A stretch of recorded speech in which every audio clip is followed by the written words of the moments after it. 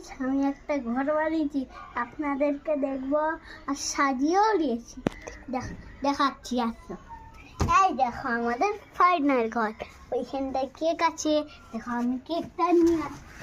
দেখো আমি কেকটা একটু উঠেছি, দেখেন কেক একটু রাখছি। এবার এখানে বালিশও আছে তোমার জন্য, শুতে পারবে আপনারা।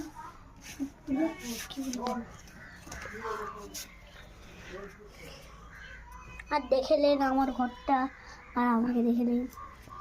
দেখো আমি এখন ঘুমাবো, দাঁড়া কম্বলটা নিয়ে আমি ঘুমাবো এখন।